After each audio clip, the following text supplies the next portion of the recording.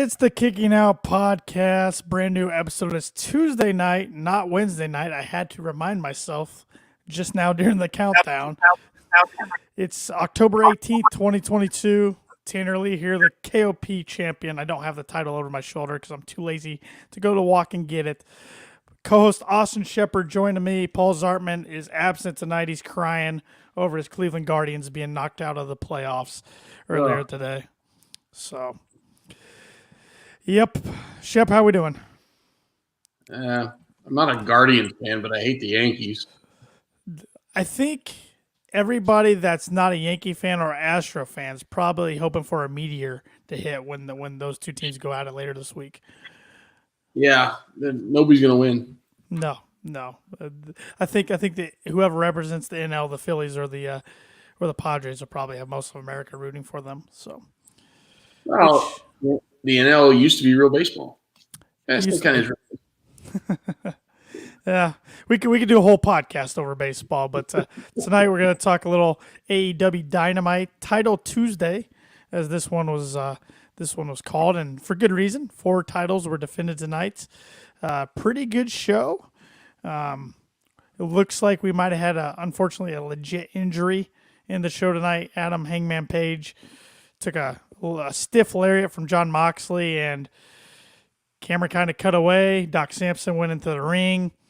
Show ended early. Well, show looked like it was going to end early, but they kind of, I think, did some filler to end it.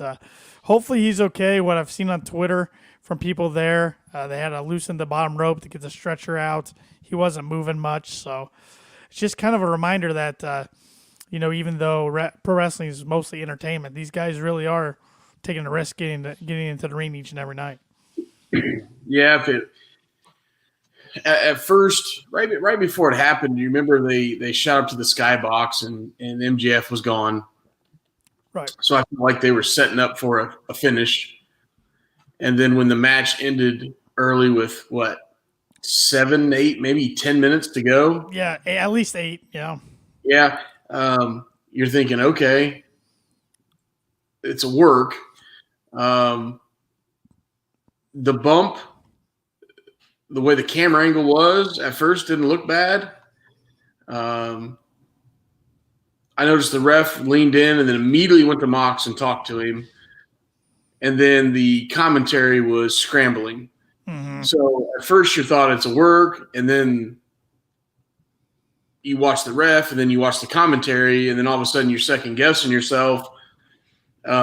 And then the only thing that I would say that would keep it not a work was the camera was off of them for a long, long time. Yeah, it never did show him getting on the stretcher. They just mentioned it on commentary. They mentioned on commentary, Taz flipped his glasses up and said, made a comment, and Taz said, "Hey, look, I've been injured in the ring. I can relate to this." And then we did get the MJF to come down. Now, the only thing that kept me thinking was that he was not going to cash that in. If you notice, they had to loosen that lower rope, and they never tightened it. So you thought if we would have got some action, they would have quickly tightened it. Right. Takes a couple seconds. Right. So yeah, Moxley cut a quick little promo. Hey, this is real deal. He's a father. He's a husband. I hope he, didn't have a. I want to say he wasn't sincere, but I mean, at the time, he's still John Moxley. So yeah, hope the best. Maybe hope it's more than a work than anything to get a finish with MJF tonight. But I don't know if it is a work. Well played, AEW. If it's not, all the best to Hangman. Yeah, hopefully if it is indeed a legitimate injury, which I'm guessing by now it is. Hopefully they did this all out of precaution, and hopefully it's nothing really, really serious. But yeah, it's always scary to see something like that. And there goes my camera. That's great. Now I'm back. You have internet issues in Fort Wayne too? Yeah, a little technical difficulties up here. Okay. But my guess is they panned to the skybox. I think that was the plan all along for MJF to come out after the match and make the main event for Full Gear official. But I think the way they had to go about it was just scramble. Because Excalibur, like when he did the read for Rampage on Friday and next week's Dynamite, he was really slow. That's not Excalibur like. He's usually speeding through it. So he was really slow. He stumbled over some things. Which before the main event, he wore on me tonight. I don't know why. Yeah. But I give him a little bit of a break there, trying to scramble there to fill time. Like I said, there was 7-8 minutes at least before the 9 o'clock or the 10 o'clock hour. So, yep. But I mean, speaking to him, like I said, Riccaboni, man, from ROH is just so much better than Excalibur. Sorry. And I don't know, maybe he had a bad night, but like I could listen to him call the whole night with Taz. I think Taz is very improved. Taz is really good. Yeah, from his days in WWE and Impact. I mean, I enjoy Taz. You put him with Riccaboni and then Shivani on the end. Sorry, Mass dude. They're definitely shaping their commentary team up. I mean, I'm a JR fan. Don't get me wrong, but he's not really that missed on Dynamite. I mean, it was more anymore for what's JR going to say off the cuff tonight, So yeah, I mean, hey, I like that. He's like the 90-year-old grandma with no filter. Yeah, no filter. What are you going to do? What are you going to say to the legend? It's entertaining. So we got a lot to cover tonight, and I think my personal pick for promo of the year happened tonight, but we'll get into that here in a little bit. But like I mentioned at the top of the podcast, we had 4 titles defended tonight. One of those opened up the show, the Trios Championship between Death Triangle defending against the Best Friends and Orange Cassidy. What did you think of Orange coming out with his belt in the backpack? What do you expect? Yeah, I thought pretty creative there. Pretty creative. Yeah, I mean, we've seen this match a couple times. We have. It was entertaining. I thought the star of the match was Rey Fenix. Yep. I thought that dude was amazing tonight. Penta was in a war over the weekend. Yeah, my God. I mean, a war, so he could not be 100%. No. A couple false finishes. So, yeah, it was okay. I mean, I guess I don't know. I don't know where Tony's going with these trios championships. There's no feuds being built. There's no storylines. Again, these 6 guys can work. Mm-hmm. And maybe that's why he felt comfortable leading off the show with it. But now what? They beat him again. Yeah. We didn't get any interference. We didn't get any after-match activity. So what do you do with these trio championships going down the road? I thought we were going to get somebody confronting them after the match, and the fact that we didn't was kind of puzzling to me. I mean, I think it just goes back to, these are just backup plans because I think the Elite were supposed to have a little run with the trios, and now I don't know if he knows what to do with them, but you better figure it out because we got the next big pay-per-views a month from tomorrow on November 19th, Full Gear. So you got to have those defended. It'd be nice to build a little feud with somebody before that. House of Black would have been a great one, but I know they've feuded before, and you're probably not going to do that with Buddy and Malachi away from the company right now. So I don't know. Really, your next thing is Dark Order, but there looks like they've got a little bit of a separation going on with 10. But again, I like the trios title, but I just don't. Do you throw going into that, if there's no feud, do you throw a ROH trios versus an AEW trios, winner take all? That'd be interesting. We did see the one of the members of the trios tonight in action, Dalton Castle. Yeah. I mean, I don't, and that's another thing. You look at Phoenix and Penta and Pac. Those guys ain't gonna lose to nothing against Dalton Castle, but the boys. I mean, they're 108-pound cruiserweights. Yeah, Hager proved that tonight. Yeah, that don't make sense. But Um, I don't know. I don't know where you go with them. I really don't. No, I don't either. Death Triangle did defend the championship, like we were kind of hinting. Phoenix hit a double cutter to Chuck Taylor and then planted Trent to the mat to retain. I thought one interesting thing during the match was when Pac grabbed the ring hammer, I'm going to call it the hammer for the bell, and like he has been, but Phoenix stopped him. And they kind of confronted each other. I was like, oh, okay. Because then that got me thinking, okay, maybe the best friends are going to pick up the win because they can't get along. But obviously, they don't want to make Orange Cassidy a double champ right now. No, not enough room for it in his pocket. Have to get a bigger backpack. Have to get a duffel. Bigger backpack. And then towards the end, you saw Pac and Phoenix at the end kind of making up and like, no big deal. Right. It's something to keep an eye on, though. Yeah. I mean, eventually you got to split Pac away from those guys, I think. But yeah, I would still love to see Penta have a singles run. I mean, he was an Impact World Champion at one time. Look what he did at AAA over the weekend. I think he could have a singles career, but I understand he's part of a heck of a tag team. So. He is, and I think if you put him in a singles career, I think he lacks a little mic skills. He did an Impact. Not that he wouldn't be good at it. I think his English isn't the best. Right. Right. So that's a hurdle for him. Obviously, you can't take away his in-ring ability. I mean, not at all. And he's got the size. God, he's a big. He is a big dude. He's got the charisma too. I mean, I remember the first time I saw that dude, I'm like, there's something special about this guy. He's almost kind of. I mean, with the way he paints his face, he's almost kind of scary looking. I mean, he's just got charisma. Yeah, I know he's got this the Joker type look of late in AEW.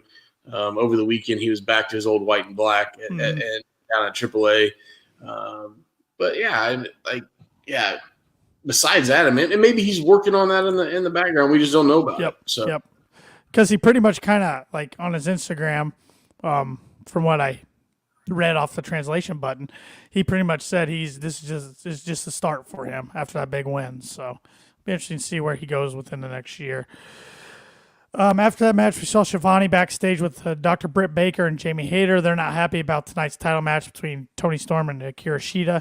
They promised by the end of the year one of them is going to be not the interim champion, but the world champion, which was interesting. They brought that up because Toni Storm in an interview this week pretty much said she's ready for Thunder Rosa to come back so they can get rid of this interim championship. So kind of trying to play off kind of like Moxley did with the whole interim championship thing. Nobody likes it. Nobody likes it. They mentioned it quite a bit tonight. Mm-hmm. Not to change your subject, but 4 minutes ago, PW Torch has confirmed that Hangman Page is legitimately injured and the match stoppage was not planned. That was PW Torch 5 minutes ago. Yeah, that's not good.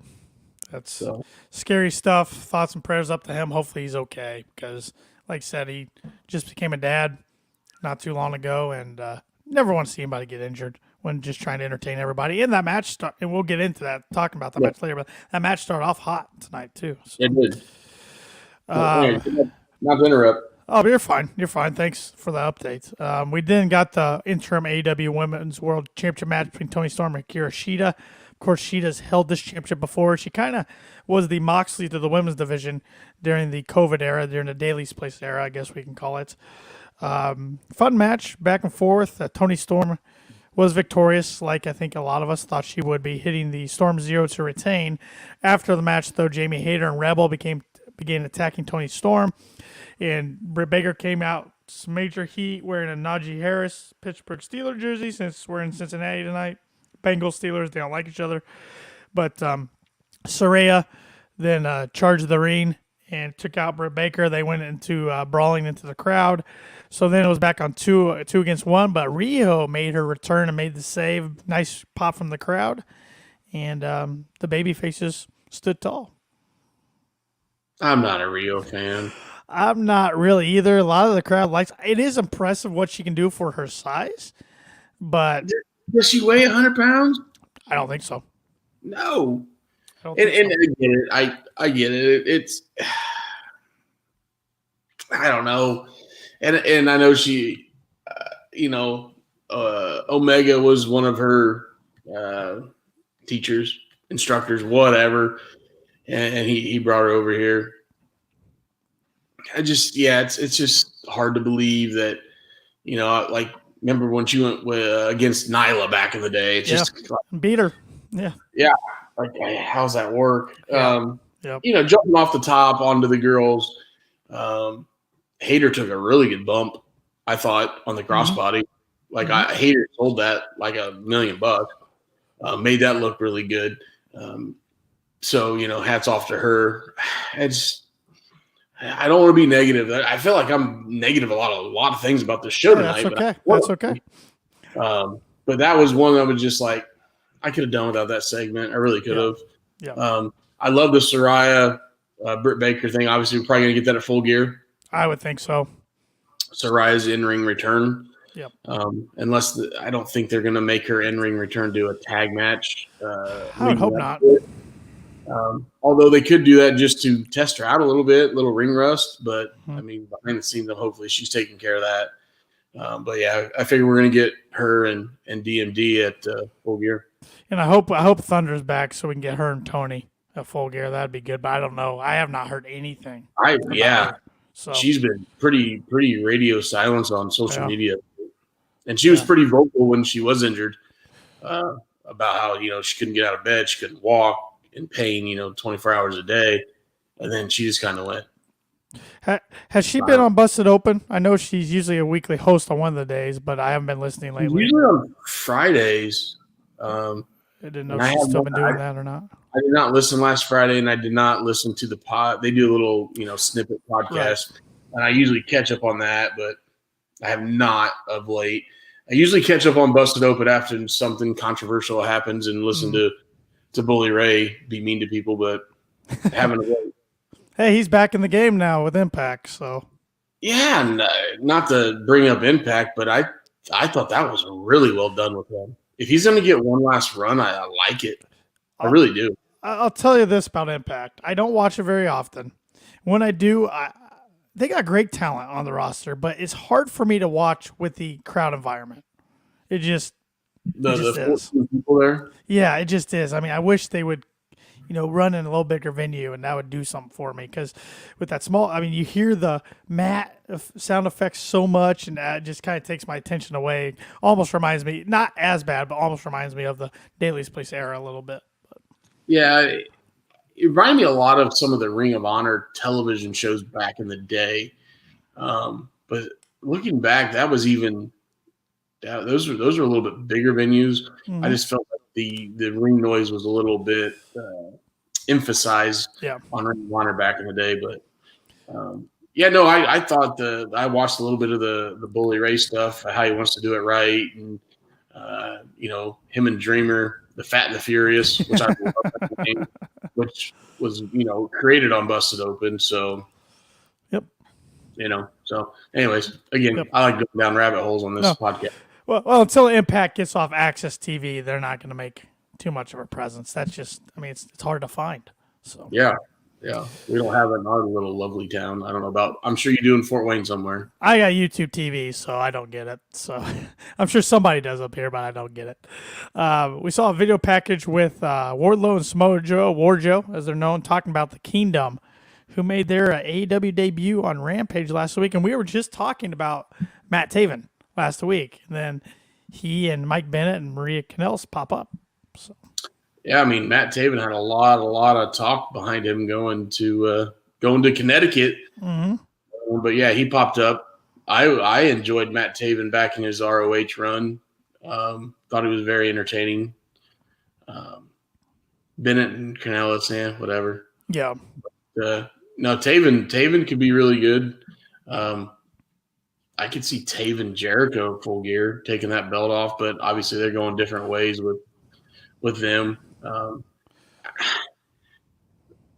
Do you think it's a lack of creative for Warlord and Joe to pair them all of a sudden together, like just some random tag team? I think it's kind of they know they're too too big of acts to not have on TV, especially holding the titles, but they're not sure what to do with them. So they just kind of pair them together for the time being.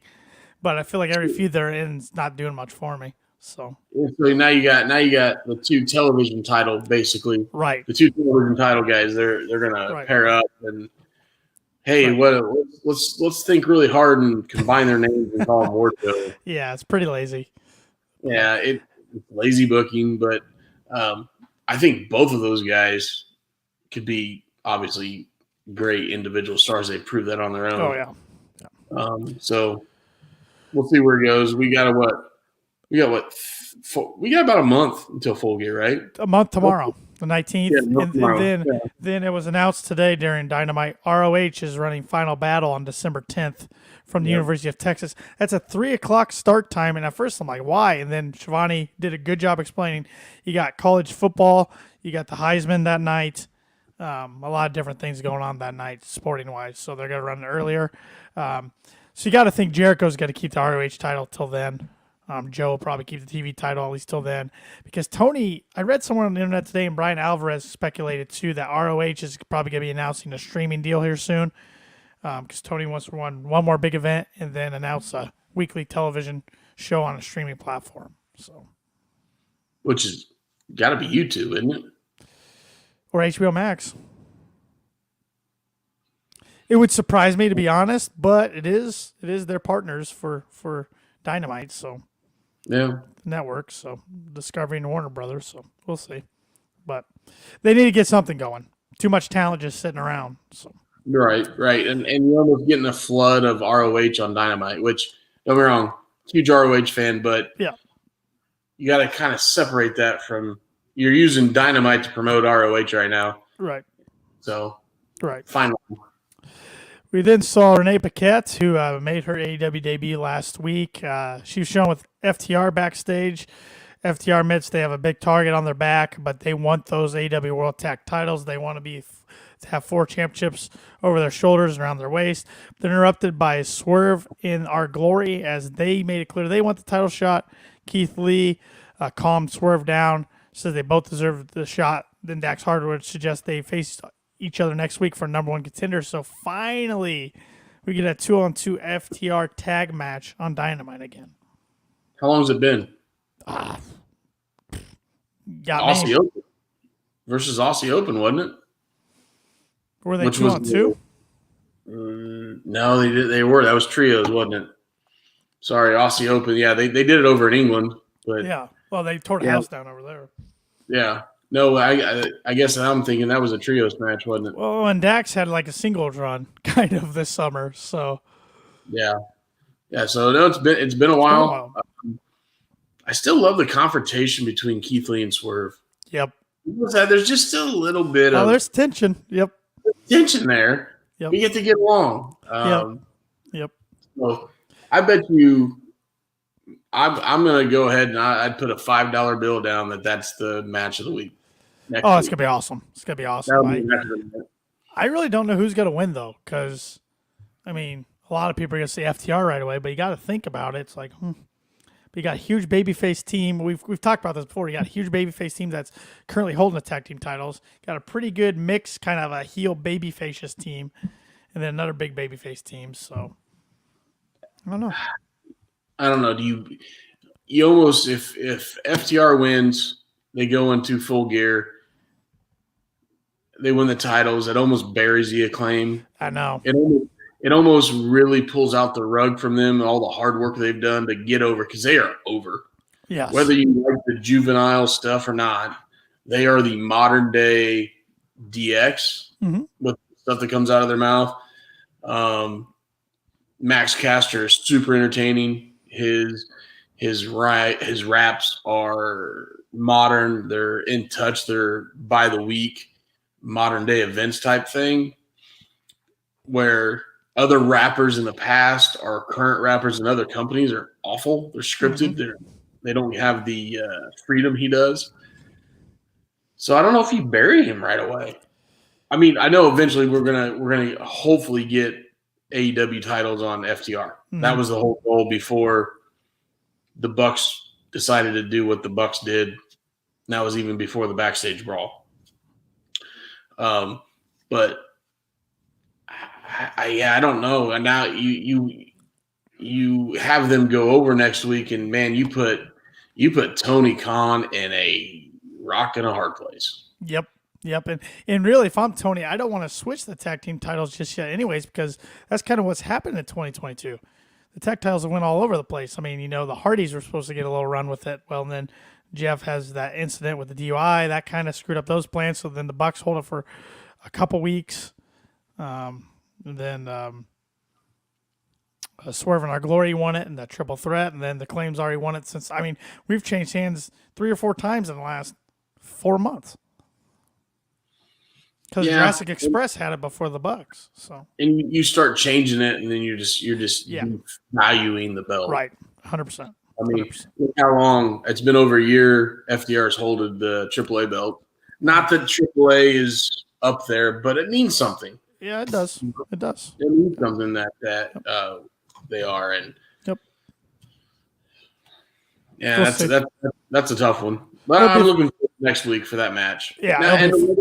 And whether they end it in a kibosh, I can see that as well. Yeah, and maybe I'll set up a triple threat. I don't know. Maybe we get more heat between Keith and Swerve, and we get a matchup between those two at Full Gear. I don't know. We'll see. Hey, if you get a triple threat and the Acclaim doesn't take the pin, right, doesn't hurt them as much. So it doesn't hurt them as much, but still cools them down a little bit, and we'll start getting some big seeds, I think, next week planted. Once we get a month out, maybe even Friday night, once we get a month out, seeds are starting to get planted. We kind of get a clear-cut picture of what the card's going to be. We then saw Jay Lethal backstage. He's requesting a rematch from Darby Allin, but he agreed that there would be no physicality. Sanjay Dutt says he knows Allen's weakness, and it leads to both of them jumping Darby after Alex Marvez left. And they launched Darby into a metal guard, which they dropped down to crush his ribs, and then Lethal applied the figure 4 that Darby couldn't get out of until security came. So, is what it was. I'm just curious what Darby's weakness is that Sanjay Dutt was referring to. Yeah, I didn't get that. I don't know. So, no Sting tonight. No Sting for a little while. We haven't seen him since Grand Slam. He's on vacation. Probably.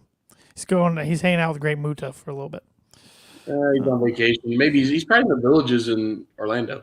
You're probably right, actually. That was an old joke. I shouldn't have said it. You're probably right. I liked it. You picture Sting and Muta sitting down at the pool by the shuffleboard table. Like, who has any idea who you guys are? Great. We then saw Shivani again tonight. He's a busy guy, like he usually is every week. Inside the ring with Blackpool Combat Club's William Regal. But before he can even say a word, MJF's music hits. The crowd pops for him. And I'm like, all right, we're gonna get some good mic work. And did we ever? MJF talked about being told he had to do WWE extra work when he was 19. Interesting that he said WWE a couple times. They let that go tonight. That's what I like. AEW's not afraid to put that out there. They don't care. Nope. He said he packed his best gear, went to the Barclays Center. Extras were put together and were spoken to by none other than Sir William Regal. He told them they'd be having tryout matches. MJF recalled that some of the people were watching on: Dean Malenko, Arn Anderson. I don't remember the other one he named. Peters. Who's that? Last name was Peters. Peters, okay. Yeah. Name wasn't familiar to me, but. Oh, no, it was Adam Pearce. Adam Pearce is who it was. Was that Adam Pearce? Yeah. I thought you said Peters, sorry. Pearce, that's who it was. So he was shaking, knowing he was fighting for his life because wrestling's his life. Regal told MJF to go into a room after the match and told him to sell himself for 3 minutes. That's what MJF did. MJF claimed Regal's jaw was on the floor. He said, "Kid, I'm going to get you a job here today." Then he realized he was going to be a superstar. Then Regal asked how old he was. Then Regal said he was much too young. Regal gave him hope and said he doesn't always put his name on people, but when he does, they get jobs. He agreed he would do that and personally put his name on MJF. Regal wanted a match in a promo every month from MJF, but after MJF did that for 3 months, Regal told him he was a busy man, and he said the game has changed as WWE hires the best talent. When MJF was one of them, he should send his stuff to him. MJF told Regal squandered his dream, and he said when he read that email, he wanted to quit wrestling. It made him want to kill himself. MJF said Regal is now a sad old man who got fired and snuck back into his company by leaning on talent who are better than he ever was. Meanwhile, he's MJF. He's a generational talent, and WWE would now take several human lives to sign him. MJF says he still reads the email every day to give him a laugh, as Regal has become nothing more than a joke, and now he's about to become AEW World Champion. Regal then got on the microphone, flipped the whole promo. The crowd was booing when he got on the microphone. Regal talked about being 16, having to fight men to get in the industry. He said he saw somebody who was going to be a big star in MJF, and he wanted to light a fire under him. He says if the email is what it took to get him to this place, then he had to do it. He's mastered something which Regal told him to practice, and he could see the talent on the microphone back then. Regal says anyone who steps in between the ropes is fair game, but you don't put your hands on someone like Shivani. The problem is that MJF has let him down by taking shortcuts. Making money doesn't prove anything to him. He tells him to become the devil. He has to beat up people. And he says if he wants to do it, he can show the world right now. He turns it back to MJF. MJF puts on the diamond ring, teases like he's got to punch Regal in the back of the head, but doesn't do it. And Regal tells him he still has a lot to prove, and walked off. I thought it was the promo of the year in Dynamite. I thought the two guys killed it. It's a lot. It was. Let's back up. Does MJF want to be a heel or a babyface? Tweener, like I said last week. But I don't know. You can't have your cake and eat it too. Again, he comes out and all of a sudden he has the crowd eating out of his hands. Mm-hmm. They're cheering for him. Mm-hmm. They're feeling for him. He is painting a picture that everybody in that crowd can sympathize with. Mm-hmm. Okay, to me that's a face. Yeah, okay? I know. And then he I don't know if I like the line "I wanted to kill myself." Yeah, that was a little much. Yeah, with mental health nowadays, and we can go down another rabbit hole. But anyways, true. I didn't like that line. But then how good was Regal to flip it on him? Yeah. All of a sudden, Regal says, "All right, you're gonna boo me, but here's the truth." And all of a sudden, the crowd's eating out of Regal's hand. I know. So, and then at the end of the show, I felt like MJF was a heel, okay, with Mox. Obviously, Mox's hometown. But after tonight and any show leading up to Full Gear, when his music hit, I think he's going to get a pop. He's not going to get a boo. So, I don't know if you can work him as a tweener, can you? I think you have to work him as a heel, but let the crowd do what they're going to do, because ever since he returned it All Out, they've popped every week. And really, I think, he's always been strong on the mic and good in the ring, but I think ever since he returned just a month ago at All Out, he's been on another level. The guy, and this guy strictly worked as a face, even though the crowd hated him. But it reminds me of John Cena.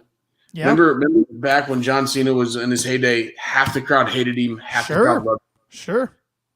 I think we're going to get that with MJF. Yep. And I know John Cena was a whole different level right now than MJF.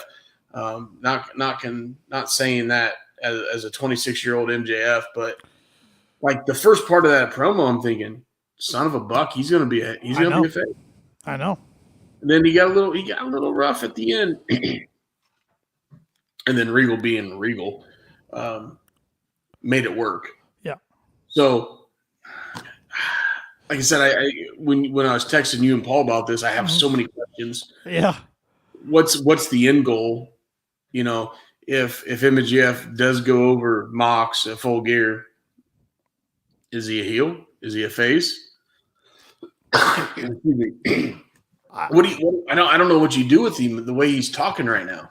I see no way he doesn't walk out of Newark I mean, he's from Long Island, which isn't too far away from New Jersey. I see no way he doesn't walk out as the new world champion. And then, but what do you do with him? I think you just let him have a run and let the crowd act like how they're going to act and let him kind of blur those lines back and forth. I mean, he can do it. Before Punk's escapades, we knew Mox was scheduled for a 6-week vacation, right? Right. That's probably coming. Yeah. So you're going to go 6 weeks after Full Gear without Mox. I mean, I don't know. You got now you might have Hangman on the shelf. You got Punk on the shelf. Omega in court. I don't know. I mean, what do you? You're getting your hands tied right now. You are. I did notice. Paul noticed this actually, and I didn't catch it, but some other people did on Twitter. The Bucks were on the promotional material for Rampage. First time I've seen them on that little commercial since. And Punk was featured in the video tonight, the ROH past champions, but so was Cody, Kevin Owens, Seth Rollins. So I don't look too much into that part. But, yeah, I don't know. I mean, you got tons of talent on the roster. One guy they really need to get healthy is Adam Cole, because you could slide him into the title picture. You could revisit some Wardlow stuff, I suppose. Adam Cole had a teaser this week, and I sent it to you. And I think it was more to do with his video game streaming show with Tyler Breeze, Claudio, and Xavier Woods. I think they're bringing that back, because that was called The Party, and he said something about hashtag The Party. After that teaser, he sent out another one. So, because at first I'm like, oh, maybe Adam Cole's returning tomorrow night. He didn't. So, but that's a good point you brought up. I don't know exactly where you go, but I think you let him win it and then you figure it out, because I honestly think, looking back on it, that break he had from Double or Nothing to All Out was the best thing he could have done, because it got everybody vested right back into him again. It did, and I don't know. Obviously, he got more money from Tony. Sure. He brought that up again tonight. Still going to be a bidding war of 2024. Yep.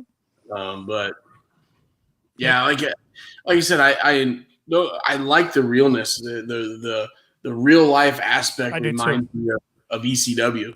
Mm-hmm. You know, ECW crossed the lines when it come to real life. So when he talked about his past and his feelings and that, like, yeah, I mean, like I said, he had that whole darn crowd eating out of his hands. Yep. On the edge of their seats. I think and if I remember, if you watch this back, I'm pretty sure they're all standing. Nobody's sitting during that. Mm-hmm. Which they were sitting through the whole show until the main event. But they were standing. So again, the guy's good, but we need a little bit more clarity if I'm going to be technical about it. And what I like about his promos is he's been really authentic. I mean, he's great at telling a story, painting the picture, having you feel remorse and feel genuine for him. But I also like how, Regal smirks, and so he goes, "Quit smirking, you son of a bitch!" Just like that. Like, he can do that too, real quick. It's like, oh, okay, now we're getting real here. So, well, and I'm pretty sure those facial expressions by Regal were in the moment. Yep. So he's so good. He's so good. Yeah. And so all of a sudden, you can tell MJ's pissed. Yep. And Regal gets him more pissed, and it's just like they just work so well together. Regal's the ultimate master. I mean, he knows what he's doing. He's got to get whatever he wants out of you. So. And what was not to bring up WWE, but what was was it Goldberg that smashed MJF against the wall? Samoa Joe. Was it Samoa Joe? Okay. Which, hey, there's one right there. That's an easy. You could kind of revisit that. Maybe have Joe a little feud. Yeah. He was an extra in the hallway, right? Yep. Because the gifts all over Twitter. Yep. Yeah. So I don't know. Yeah. I like that he brings up the real life aspects of MJF, the struggles he went through. Yep. Again, does he stretch it a little bit more sympathy? Probably, but we're buying it. Well, the first one I remember him doing was in his feud with Punk. leading up to Revolution. Remember? I mean, he had that one. He had tears coming out, and like Punk gave him a hug. And for 1 week, everybody's like, "Oh my god!" Like, and then the next week he gets Punk in the dog collar, bloodies him up, and and the snake line comes out. But yeah, he is literally a generational talent. I mean, when it comes to 2024, Tony better do whatever he can to keep him in AEW. Could you compare? And I know this is a big Mount Rushmore comparison. Could you compare him on the mic? And I know he hasn't had the TV time that this guy has, but in the next 5 years, so he's 31 in 5 years, which is crazy to think about. I know. Could you compare his mic skills to The Rock? I think you could. I mean, that's The Rock. I would consider Mount Rushmore on the mic. Yes. One of the guys. Yes. So entertaining, especially during the Attitude Era, Mm-hmm. with all that stuff he would talk about. But I mean, a guy that got you hooked, right? That's the whole point, is to get you hooked. Well, and MJF wrestles what? A handful of matches, maybe 6 or 7 matches a year, and those are usually great because he can go in the ring. But so when you have a promo, sometimes when I see a guy advertise for a promo, I'm like, okay, whatever, filler. When I see a MJF's promo advertising, I'm like, okay, gotta make sure I'm tuning into this. It's gonna be something good, and can't say that about too many people nowadays in professional wrestling. So, yep. We then got another championship match. Chris Jericho, the Ocho, was defending the ROH championship against Dalton Castle. I gotta be honest, I was before we got to that, we have 2 backstage segments, but going back to talk about Dalton for a second, I've heard the name, but I hadn't watched him work too much until tonight. So, I mean, I watched the ROH final battle, I believe it was, when he took the title off of Cody. mm-hmm. I get their pay-per-views confused because I only watched a handful of them back in the day. But, I mean, him and Cody had a banger of a match. And obviously, Cody was going on to some different things, leaving ROH. And then Dalton. And if I remember correctly, Dalton beat Jericho on the Jericho Cruise. The first ever Jericho Cruise, they televised. A lot of ROH talent. And for some reason, I want to think Dalton won the Eliminator, then beat Jericho or wrestled Jericho in the final night of the Cruise. So there was a little history there, and I could be wrong. Maybe he wrestled Hangman. I don't know. I know Dalton was involved. Let's put it that way. And Jericho worked some shows with him. But, I think he's entertaining. He's different. He's different. He's flamboyant, especially with the boys. He used them as a ladder to get in the ring today. He did that a lot in ROH. He used them to throw out of the ring at Hager. Hager. Yeah, same thing. Yeah, close enough. Close enough. He wore that goofy ass hat. Hey, that pissed him off that they took the hat. So obviously he loves the hat, which kind of made me laugh. That did make me laugh. I'm not a big Jake Hager guy, but I laughed at that tonight. Yeah, don't mess with his hat. I think Dalton Castle is very, very good in Ring of Honor. Obviously, he's the Ring of Honor, one of the trios champions right now with the boys. But yeah, it was good to see him on some mainstream TV. I don't know how much he works nowadays on the independents. Even though he's signed with Ring of Honor, he's had some health issues and stuff. But I thought he worked really well with Jericho tonight. Yeah, it was a fun match. Again, I don't want to be negative. Maybe he was a step slow, and maybe that was because he's working with Jericho, and Jericho's 50-some years old. I don't know. Some of the spots I thought they walked into, they were a little slow, but again, I'm being critical. But yeah, it was entertaining. I didn't, fast forward the DVRs a little bit behind tonight. I didn't fast forward through their matches. I didn't fast forward through the picture-in-picture with them. So yeah. It was a heck of a Juice effect that he laid in there at the end.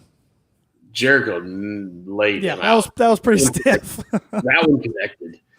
And, leading up to that, Dalton was laying some shots, had him on the ropes, Mm-hmm. and Jericho pulled that one out of his pocket. Yeah. Yep. Orange Cassidy style, and I mean he snapped him.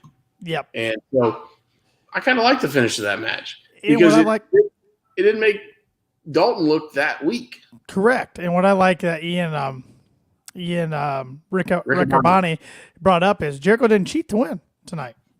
He didn't. No, he didn't. He didn't have what's he call his bat? Levi, Bruce. What's his Richard? What's the bat called that he carried down? Floyd. Floyd. Yeah, Levi, Rich, Bruce. Close. But so Jericho, who just signed an extension with AEW through 2025, and he's gonna have more of a backstage role too. Which I wonder if Tony's starting to do this with some guys and hire them kind of like as employees, so they can get more of a retirement after they're done. Okay, when I read the press release or whatever, and it mentioned that. Punk's probably never going to come back. Okay. Do you bring a guy like him? I want to call him an EVP. Okay. But you put him in a backstage role where he's got, and nothing against the Bucks and Omega, but you talk about he's got the around the world experience where some of those guys don't. Right. Even though they've maybe traveled around the world, they haven't worked for the Megas. When I've been talking, they haven't worked for the WWE, WCW, ECW. The stuff where those guys learn the ropes. Mm-hmm. Yeah, I don't think it's a bad move to put him back there over guys like the Bucks and Omega. So, no. I mean, he and Moxley have both been looked at as locker room leaders, and they're getting more expanded roles backstage. So I don't think it can hurt. So he's locked up till 2025. Does this run hurt Jericho to ever be in the WWE Hall of Fame? That's a great question, especially because Vince isn't in control anymore. Vince loved Jericho. He did, and they supposedly ended on really good terms when he left WWE and started his little New Japan run as the Painmaker. Right. I really think that eventually you got to put that guy in the WWE Hall. You have to look at everything he did. I mean, in another example of he and Vince still getting along. I mean, last year he was on a Broken Skull Sessions. Yeah. So we'll see. But fun match. After the match, Jericho told everybody he's going to honor him. He takes out champions. He takes out ring announcers and even commentators. The JS grabbed Ian Riccaboni. They took a look at him to hit him with the title until Jerry Lynn made the save. However, Jerry Lynn got hit by a low blow, and then Jericho pile drove Lynn onto the title. That was a weak pile driver. I didn't think we were going to get Jericho versus Jerry Lynn in 2022, but there you go. If you had that on your bingo card, congratulations. I don't know if Jerry Lynn can still go, but yeah, I like the part where, he's already gone after the ring announcer crews. Mm-hmm. So going after the commentator Riccaboni was kind of cool. Obviously was saved. Where's our end game here? I mean, who is there going to be a past Ring of Honor champion to unseat Jericho, or is it going to be somebody like Daniel Garcia eventually? So if I had the pencil, I would have him in the career of Excalibur, and we'd have Riccaboni full time on Sorry. I don't know what that means for Jericho. I don't know what other. I mean, the only other ROH. Joe is one, but Joe's busy right now.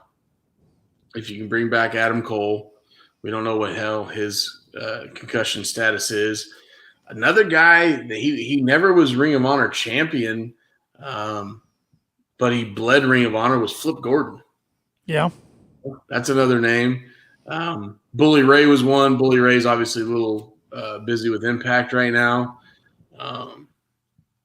trying to think of other guys like Chris Hero. I don't know what those guys are doing nowadays. Chris Hero was a stud. Put on some stupid good matches. So, and there's a lot of guys out there. Right. And like I said, maybe eventually turn Garcia again and he takes it off him. Yeah, that or, man, another guy that leading up to Full Gear that was never a world champion. He was a television champion, and I thoroughly enjoyed him was Silas Young. Yeah. The last real man. I think he's thoroughly entertaining. He's an old school bruiser type guy. Yep.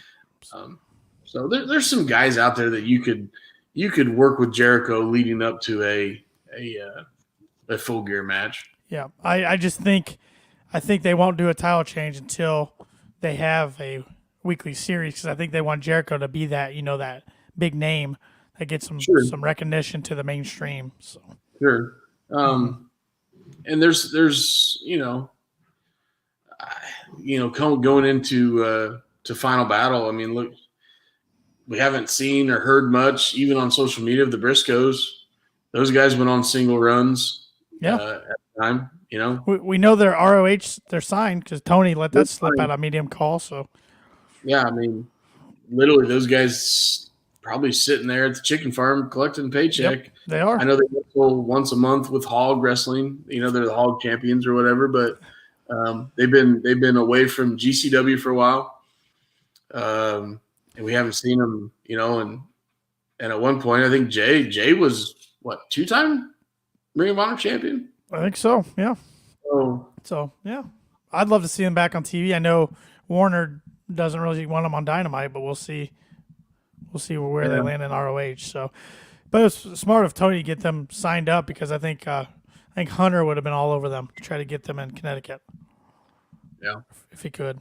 So, before that ROH title match, there were 2 segments I forgot to mention. Renee Paquette was with the Acclaim backstage. They were basically promoting a Rampage match on Friday. That's going to be titles versus trademarks against the varsity athletes, not the varsity blondes, the varsity athletes. Don't really care. Josh Woods can work. He can't talk, but he can work. Right. I do enjoy him. Tony Nese, go back to 205 Live, please. Is that still a show? I don't know. Is it? I don't know. I don't think it is, but I still can't believe they had Neville on that. Oh, my God. And we saw Renee sit down with Bryan Danielson and Wheeler Yuta. Danielson explained to Renee that losing to Chris Jericho wasn't ideal. He had high hopes for Daniel Garcia. He believes he could surpass what he can do from a technical standpoint. And with the right guidance, he could be the best wrestler he's ever seen, which Wheeler Yuta didn't appreciate hearing that. He asked Danielson how he wasn't surprised by what happened last week. He says when he bled for the Blackpool Combat Club, he thought it meant something, but clearly it doesn't to Danielson. Little fire from Yuta tonight. Yeah, I like that. I can get behind Yuta all of a sudden. At first, when he was with the Best Friends, I'm like, and Rocky Romero, I'm like, right, whatever. And I don't know if it's just the change of scenery, obviously with the Blackpool guys, but all right, I don't see him world championship material because he doesn't have the size or the build yet. But yeah, a little fire never hurt nobody. And he and Claudia are going to face Jericho and Daniel Garcia next week in a tag match. That'll be fun. And Danielson gets Sammy Guevara one-on-one next week. That'll be fun. Yeah, we didn't see anything from Sammy. He didn't even come out for the celebration, which I think he's in Brazil. He's in Brazil, yeah. He's always somewhere. Spot. He's always somewhere. So, yeah, Danielson will lay some good kicks into him next week, I'm sure. What's your take of him and Andrade? He kind of addressed a little bit on his last podcast before the one that just came out. Vlog. Just came out when he was down in Brazil. Yeah, I haven't been watching his vlogs as often. I used to watch it every week. I've been a little behind on his, but I don't know. It was quickly last week because he said I'm going to address, and then he didn't really address it. Sure. I'm not going to talk about negativity and this and that. I think he's smart from not trying to get into a physical confrontation with Andrade because I think Andrade would kill him. But according to his father-in-law, you don't want to mess with him. Yeah, which his father-in-law called him Manny, I believe, right? That's his actual name. Yeah, so name, whatever. Yeah. it's don't mess with Manny. It's no secret that he wants to leave the company. I think so. I don't know. I think one of the best Andrade matches that I had seen back in NXT was him and Gargano. Oh, that was amazing. That was stupid. Yep. So I don't know if you have if he has pipe dreams of that, but I'm pretty sure Andrade signed for a while. He is, just like Malachi. And that's the problem. They want to go be with their wives, and now that Hunter's in charge and not Vince. But yeah, I don't know. What? Okay, so you're a business owner. What would you do if you're in Tony Khan's place with these guys who are signed to 3, 4, 5-year deals? What would you do? Would you let them walk, or would you say, hey, if you don't want to be here, that's fine, but I'm not letting you out of your deal. You're just going to sit home and get paid till it runs out. How would you address it? I'd cut the fat. Yeah. I would rather them go to the other company than have to send them a weekly check for them to sit on the beach and drink Mai Tais. And the reason being is you get rid of those guys that don't want to be there. There's other guys or other ladies that are dying to get on national television that will work their tail off for you and do their best. Do I ever think AEW will overtake the WWE as in size and merchandise and streaming? WWE has too big of a foundation. I mean, they've been at it since the 80s. Yeah, way too big of a head start. I mean, they started when Vince started buying TV times from the territories and screwing those guys over. Yep. Okay. Now, can Tony Khan put a competitive product on television, make money, and be sustainable? Absolutely. And we're seeing it now. Hey, look, Andrade wasn't that great in AEW. Right. He hasn't been. He has not been that good.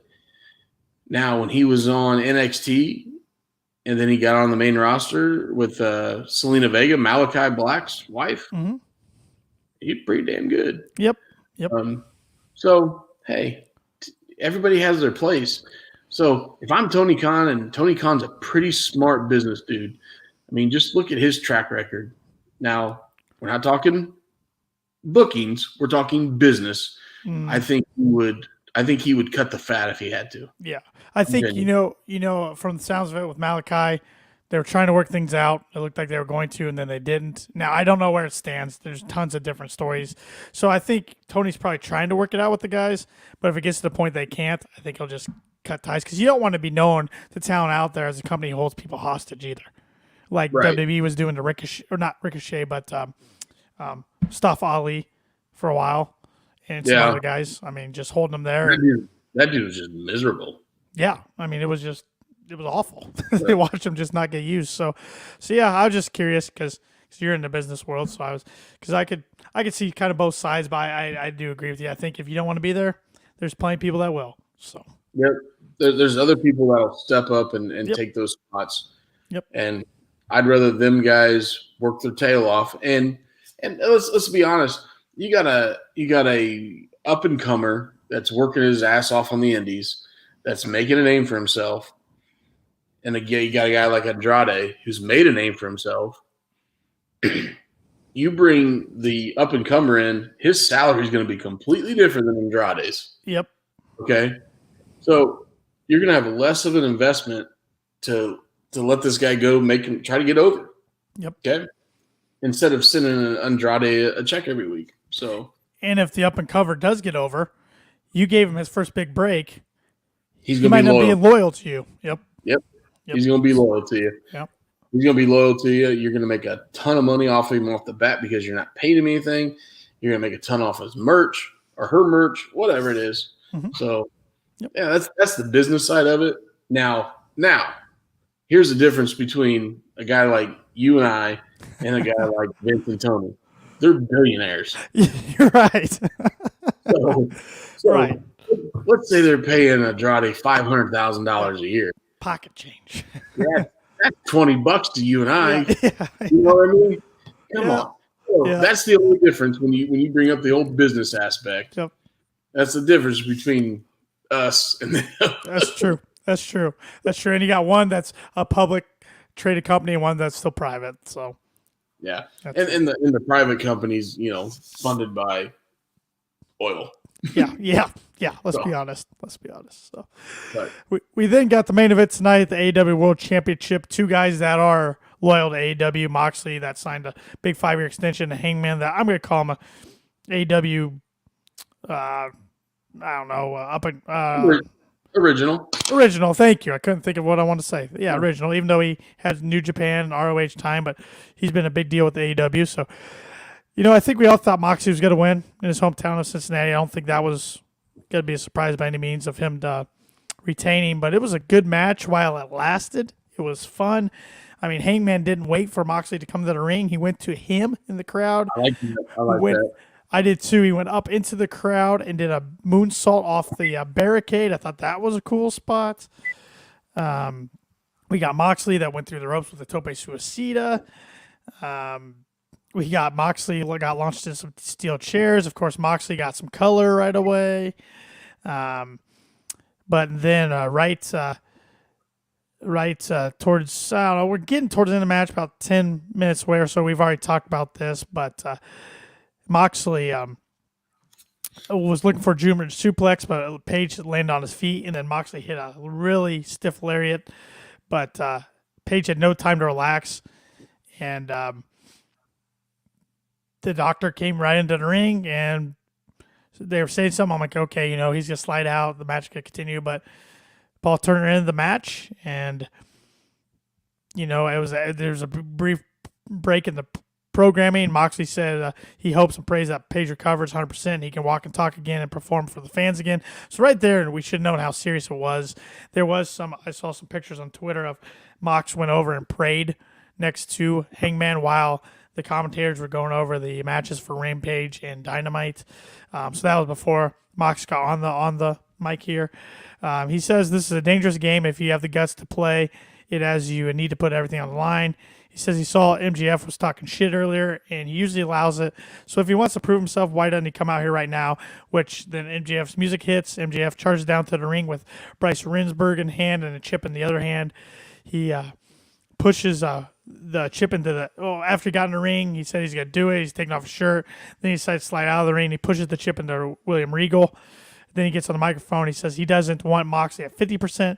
He doesn't want him at 75%. He wants to beat him when he is 110%, and there's no question. And he's cashing in at Full Gear. He tells Regal that for the first time in his miserable life, he's going to earn it.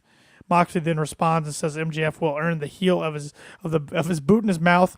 He will shit out his teeth in a date with destiny. He will show the world that getting into the ring with him is dangerous as hell. We went off the air. So we know the main event for Full Gear on November 19th. MJF, Mox for the world title. Yeah. I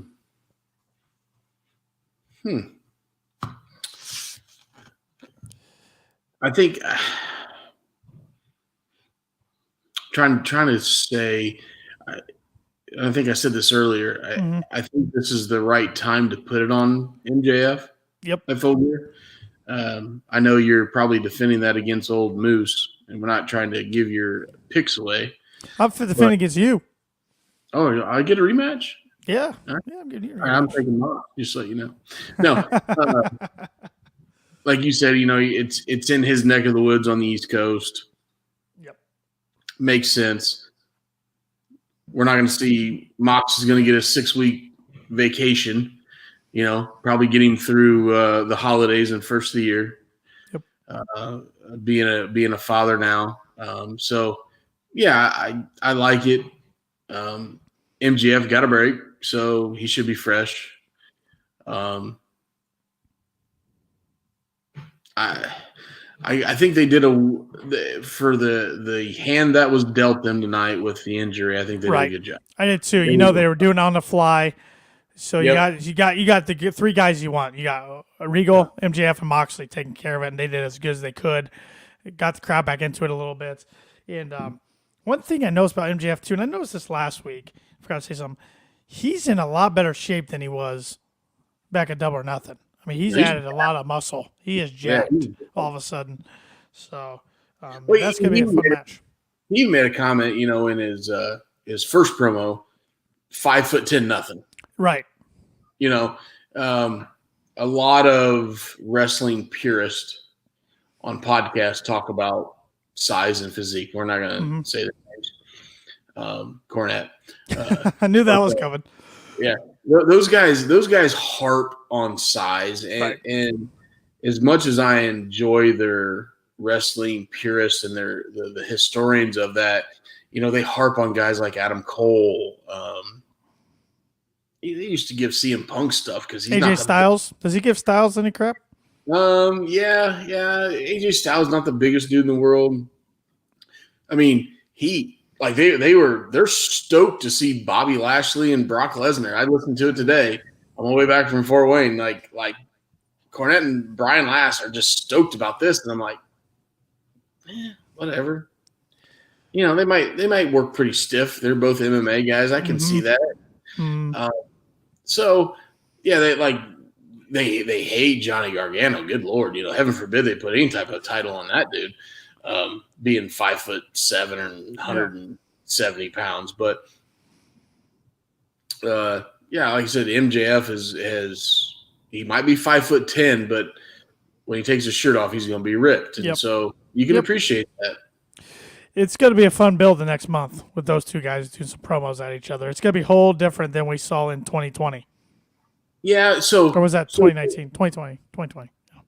Well, even if you look at MJF when he was doing those promos with Punk, and it got personal, and Punk checked on him to make sure he's okay. Mox ain't gonna check on him. So I kind of want to. I'm excited to see how those two react towards the promos to each other face to face.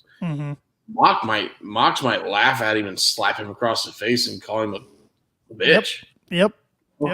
And that's Mox's character, and it'll go over. I'll be interested to see if MJF brings up alcohol at all. Because I don't know. He probably will, but I think he will.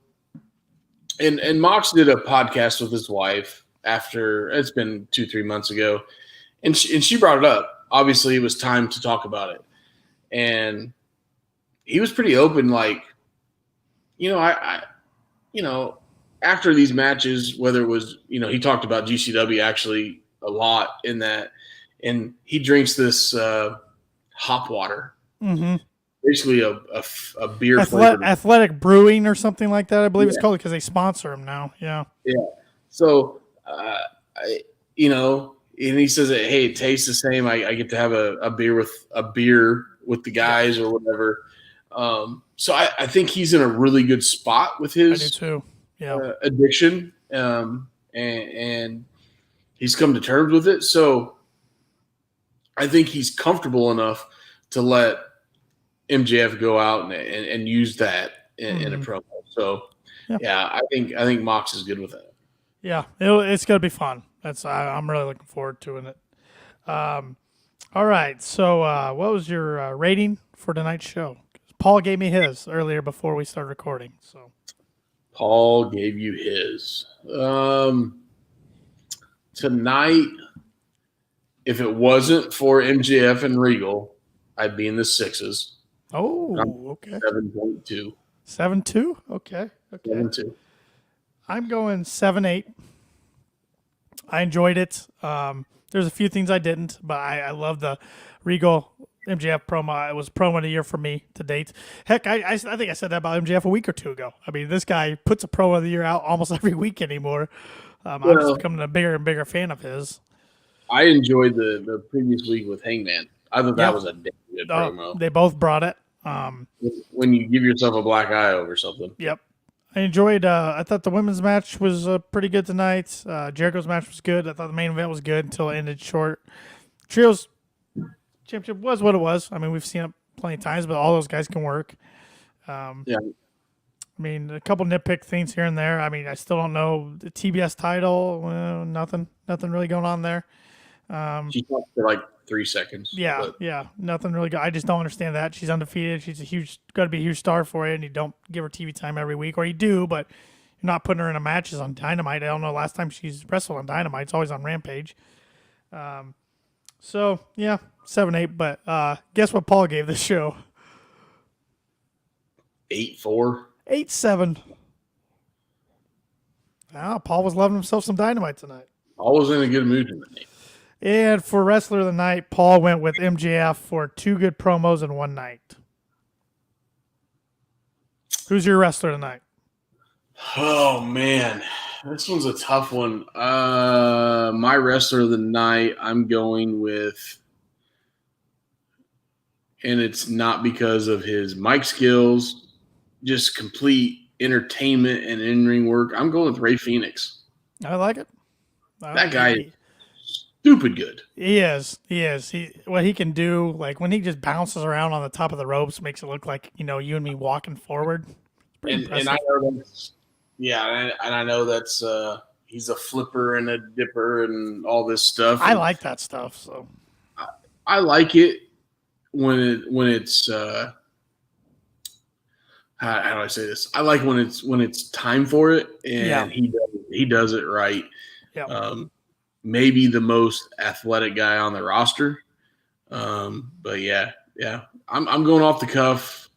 I wanted to go Mox and Hangman, but we'll just leave that alone. Right. So yeah, Rey Fenix it is.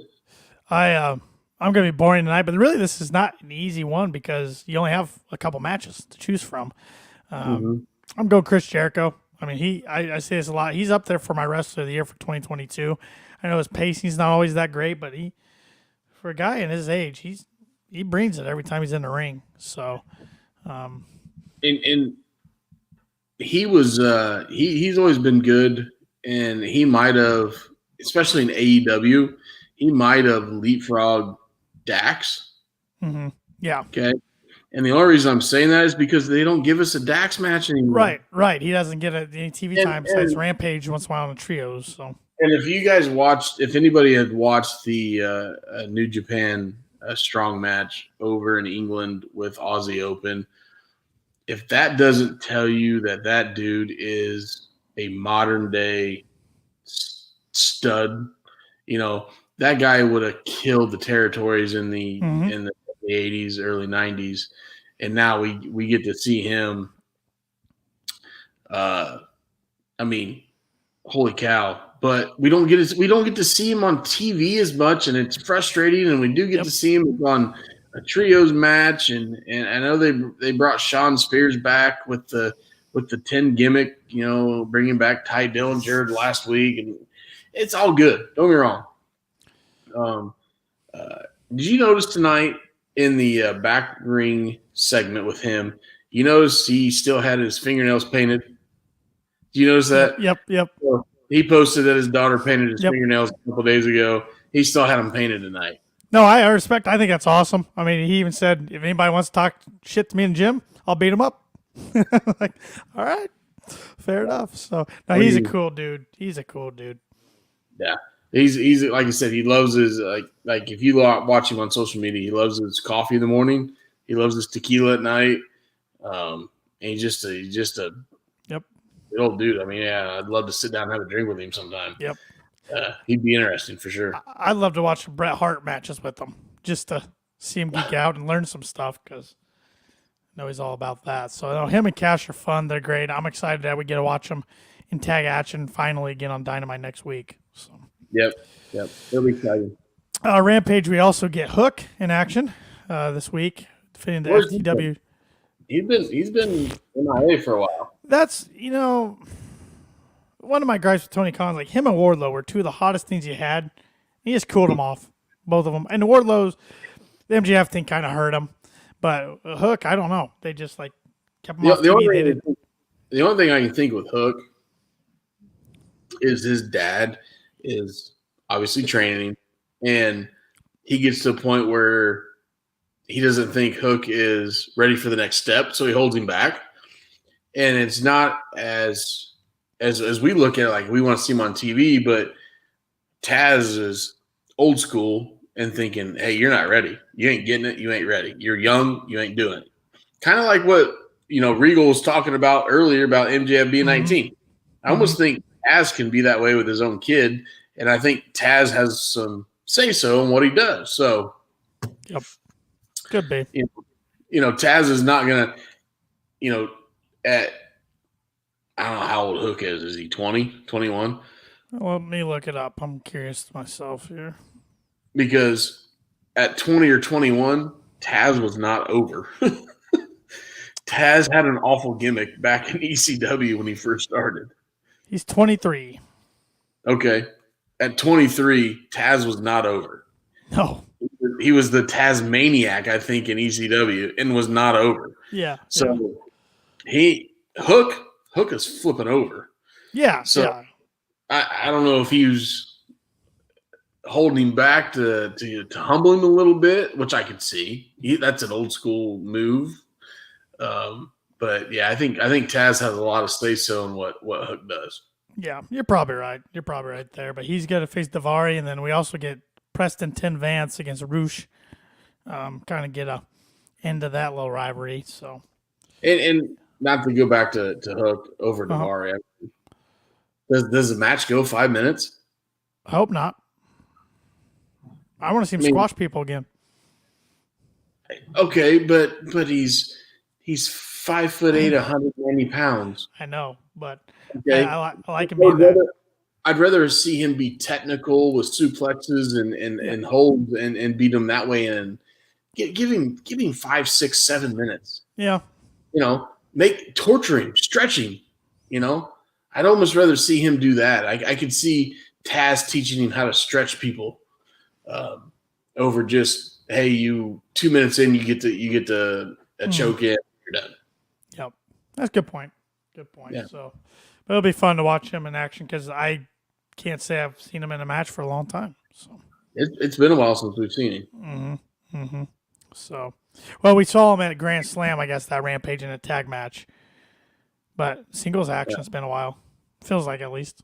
So, any other closing thoughts as we wrap up here? No, I thought, like I said, it was I know they promoted this show pretty heavy, being on a Tuesday night because I'm guessing because of MLB playoffs. Yep, tomorrow night on TBS. Yep, tomorrow night. So, being in Mox's hometown, they put a pretty good card on. Mm-hmm. Going up against NXT tonight. I did not know a single match going into NXT tonight. I did not see anything on social media at all. So I had no idea what they were doing. But, I mean, they're going head-to-head, 8 to 10 on the time slot. So, I mean, I know where I was going to tune into. So, they put a decent program on. Again, there's some things I didn't like. Sure. There's some Snell I don't like that's besides this show. But, yeah. It was a good show. Entertaining. Give us something to do on Tuesday night for sure. Yep. Next week's card looks good. Back on regular scheduled programming on Wednesday. So I'll be here next Wednesday night. I believe I'll be here. Guessing Shep might be here. Paul will probably be back, so we might have the full crew. But you can follow us on Twitter and Instagram. My handle's at TannerLee92. I tweet a lot about sports and wrestling, so a lot of it's negative about my sports teams, but you're welcome to give me a follow. You can follow Shep at TheShep27, Paul's at PaulZartman921. Then, of course, you can like the Kicking Out Podcast on Facebook. You can follow the Kicking Out Podcast on Twitter and Instagram at Kicking Out Pod. And please subscribe to our YouTube channel. We're really trying to grow that. You can watch all of our episodes live every week after Dynamite on YouTube, as well as our Twitter channel, and then we share them on Facebook. So, and wherever you listen to this podcast, whatever podcast platform's your favorite, please give us a rating and a review. That really helps us out. And if you want to support the podcast by also looking great doing so, we got 2 stores. One store is linked to all of our social media channels. The other one's on Pro Wrestling Tees. So go check it out. We got hoodies, we got t-shirts, we got coffee mugs, got a little bit of everything on there. So for Austin Shepard, I'm Tanner Lee. Join us next week as we kick out another podcast.